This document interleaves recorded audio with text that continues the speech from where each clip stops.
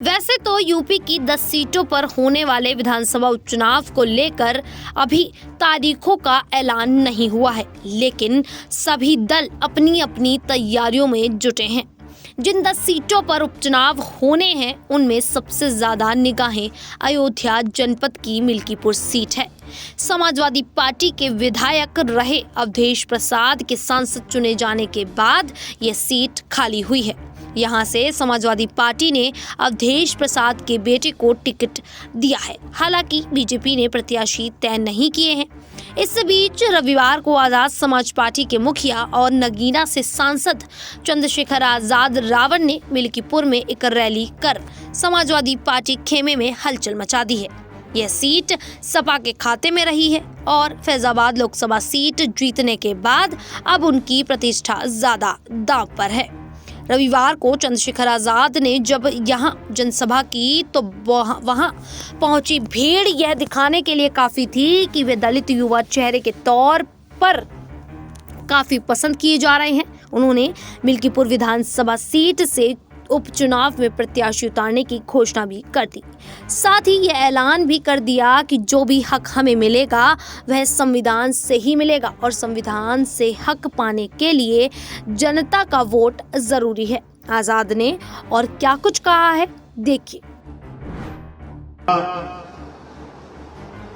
जिले में आपके बीच आपसे और यहाँ उपस्थित हर एक व्यक्ति से और यहाँ से जाने के बाद जब आप गांव देहात में लौटोगे तो मेरे संदेश को आप लोग लेके जाना, इसके लिए हमने सभा बुलाई। मैं यहाँ आपको कुछ देने के लिए नहीं आया, मैं यहाँ आपसे कुछ मांगने के लिए आया। और मांगने के लिए इसलिए आया हूँ क्योंकि ये लोकतांत्रिक देश है और जनता के हाथ में सबसे बड़ी ताकत है। आप ऐसे करके देखोगे तो आपको अपने हाथ खाली दिखाई देंगे, लेकिन जब 5 साल में एक बार समय आता है कि आपकी उंगलियों में जो ताकत है उसका प्रयोग करो। अगर आपने वो प्रयोग मेरे कहीं से कर लिया तो मैं लिख के देता हूं कि आपके हाथ खाली नहीं रहेंगे कभी भी। आपके हाथ में अधिकार होंगे, सम्मान का जीवन होगा और कोई किसी तरह की मुसीबत आपके आसपास नहीं आ पाएगी। क्योंकि लंबे समय से हम लोग व्यवस्था का दरवाजा खटखटा रहे हैं।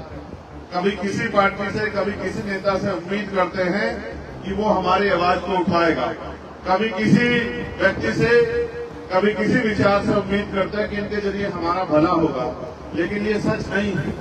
अगर आप चाहते हैं आपका भला हो तो भला तभी संभव है जब आप डॉक्टर बाबा साहब अम्बेडकर के संविधान को इस देश में लागू कराओ। जब इस देश में डॉक्टर बाबा साहब अम्बेडकर का लिखित संविधान लागू होगा और देश संविधान के हिसाब से चलेगा, तभी जाके आपकी जिंदगी में बदलाव आएगा। और संविधान को लागू वही करा सकते हैं, संविधान को जिम्मेदारी से वही चला सकते हैं जो सत्ता में होते हैं। लोकतंत्र में वोट के आधार पर सत्ता तय होती है। इतनी भारी संख्या में नौजवान यहाँ आए हैं और वहाँ ऊपर कोने कोने तक बैठे हैं, इधर भी बहुत दूर दूर तक पूरे ग्राउंड में फैले हुए हैं, वहाँ सामने तो किसी छत पर चढ़ के बैठे हुए हैं। लेकिन आप मुझे बताओ, क्या आज देश में गरीब को सम्मान की जिंदगी मिल रही है क्या? बताओ, मिल रही है क्या? और अगर मिल नहीं रही है तो ये तमाम सरकारें और तमाम नेता और ये किस काम के हैं जनता के? आप महसूस करके देखो, महसूस करके देखो। जो बुनियादी जरूरत है हमारी एजुकेशन, शिक्षा, अभी शिक्षा का बजट जारी हुआ तो शिक्षा का बजट सरकार ने कम कर दिया। क्यों कम कर दिया? कि हमारे देश में बहुत अच्छी शिक्षा मिल रही है, बजट कम कर दिया। बजट इसलिए कम कर दिया क्योंकि सरकार को लगता है कि बजट बढ़ेगा तो ग्रामीण क्षेत्रों तक भी अच्छे स्कूल कॉलेज खुलेंगे, जो आवश्यकता है टीचरों की पूरी होगी। तो इससे होगा क्या कि गरीब का बच्चा भी पढ़ेगा और पढ़ लिख के डॉक्टर, इंजीनियर, वकील, जज बन के इस देश में अपने और अपने परिवार के लिए स्वाभिमान सम्मान की जिंदगी प्राप्त करेगा, रोटी रोजगार की व्यवस्था करेगा। और सरकार नहीं चाहती कि गरीब लोग जो हैं रोटी रोजगार प्राप्त करें या सम्मान का जीवन जिए। इसलिए जो हमारा सबसे बुनियादी हथियार है, आप याद करके देखो, बाबा साहब अम्बेडकर ने क्या कहा? उन्होंने कहा शिक्षा शेरनी का वो दूध है जो भी पिएगा वो दहाड़ेगा। लेकिन आप महसूस करो, ये बात अभी मैंने 2 दिन पहले पार्लियामेंट में कही थी कि बाबा साहब ने कहा था कि शिक्षा श्रेणी का वो दूध है जो पिएगा वो दहाड़ेगा। अगर मैं आज पार्लियामेंट में खड़ा हूं तो इस शिक्षा की वजह से खड़ा हूं, या फिर जो जनता ने मुझे वोट देके भेजा इस वजह से खड़ा हूं। आप ये बताओ, क्या कोई गरीब का बेटा डॉक्टर इंजीनियर बन सकता है इस देश में? अगर सरकारी कॉलेज में नंबर नहीं आया तो करोड़ों रुपए की डोनेशन लगती है। हर माँ बाप चाहते हैं उनका बेटा डॉक्टर इंजीनियर बने, तो बनेगा कहाँ से जब सरकारी स्कूल तो गवर्नमेंट बंद कर रही है और प्राइवेट स्कूल बड़े बड़े खुल गए हैं। और प्राइवेट स्कूलों में शिक्षा इतनी महंगी है कि लाखों लाखों रुपए का खर्चा कोई गरीब परिवार वहन नहीं कर सकता है। जिस देश में 80 करोड़ लोग सस्ता राशन 5 किलो राशन लेके अपना जीवन यापन कर रहे हो, यानी कि रोटी रोटी पे जी रहे हो, आप महसूस करो क्या वो अच्छी पढ़ाई अपने बच्चों की करा सकते हैं? बताओ, करा सकते हैं? सोचो, महसूस करो, इस देश में लाखों लोग अच्छा इलाज न मिलने के कारण मर जाते हैं। और ये अच्छा इलाज क्यों नहीं मिलता? सरकार को तो हम बराबर का टैक्स देते हैं, फिर अच्छा इलाज क्यों नहीं मिलता? अच्छा इलाज क्यों नहीं मिलता कि अच्छा इलाज आज के समय में चाहिए तो प्राइवेट हॉस्पिटल में जाना पड़ेगा। और प्राइवेट हॉस्पिटल में कौन जा सकता है? जिसकी जेब में पैसा है। और पैसा किसकी जेब में है? देश के 80 करोड़ लोग तो 5 किलो राशन पे जिंदगी जी रहे हैं। देश के 80 करोड़ लोग से ज्यादा लोग तो महीने में 10,000 रुपए भी नहीं कमाते हैं। उनकी न्यूनतम वेतन तो साल भर का 1 लाख रुपए भी नहीं है। तो आप मुझे बताओ कि वो लोग अच्छा इलाज करा सकते हैं क्या? अभी प्राइवेट हॉस्पिटल में जाओगे तो डॉक्टर कितने पैसे का पर्चा बनाता है? कितने पैसे का? कहीं 200 रुपए का, कहीं 400 रुपए, कहीं 500 रुपए का। और कहता है अगर रात को दिखाना है इमरजेंसी में तो 2,000 रुपए लगेगा फीस। कहता है नहीं कहता? आप बताओ कि अगर 2,000 रुपए फीस देने की स्थिति होती तो इस देश में लोग 5 किलो राशन पे अपनी जिंदगी चलाते हैं।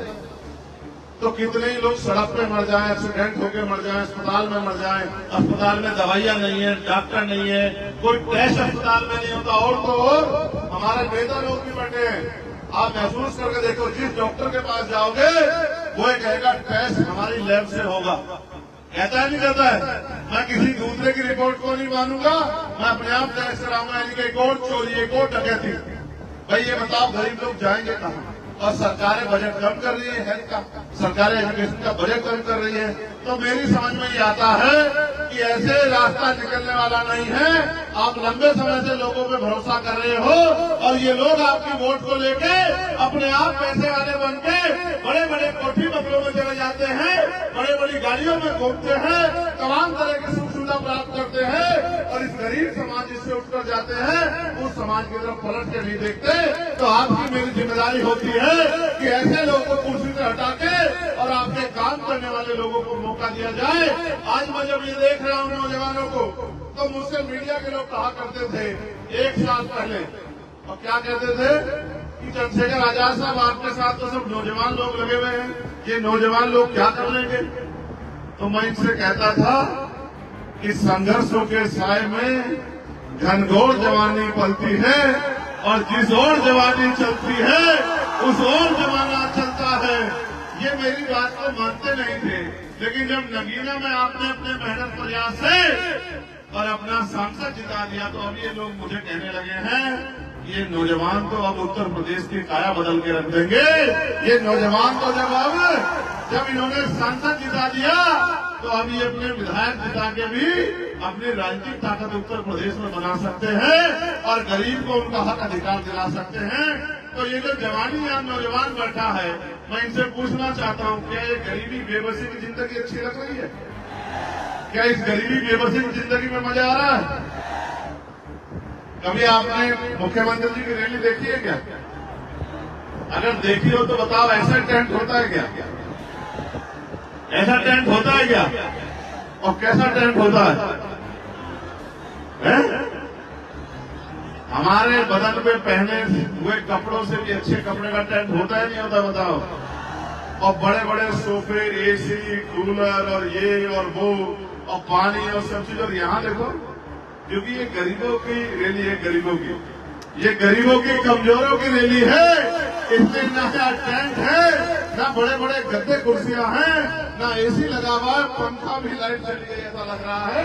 उत्तर प्रदेश में वैसे तो लाइट तो आपने देखा कि किस प्रकार मिल्कीपुर सीट से चंद्रशेखर की पार्टी के मैदान में उतरने से दलित वोट में सेंधमारी की संभावना ज्यादा है। हालांकि अवधेश प्रसाद भी उसी बिरादरी से हैं, लेकिन चंद्रशेखर की लोकप्रियता सपा के लिए टेंशन बढ़ाने वाली बात है। चंद्रशेखर आजाद ने इस दौरान पार्टी प्रत्याशियों से मुलाकात की और प्रत्याशी चयन को लेकर भी चर्चा की। उन्होंने कहा कि जल्द ही प्रत्याशी का चयन हो जाएगा। उन्होंने कहा कि जिस तरह से लोकसभा चुनाव में उन्हें समर्थन मिला है, उन्हें उम्मीद है कि मिल्कीपुर उपचुनाव में भी जनता उनका साथ देगी। इससे पहले उन्होंने मिर्जापुर के मांझवा सीट पर भी एक जनसभा को संबोधित किया था।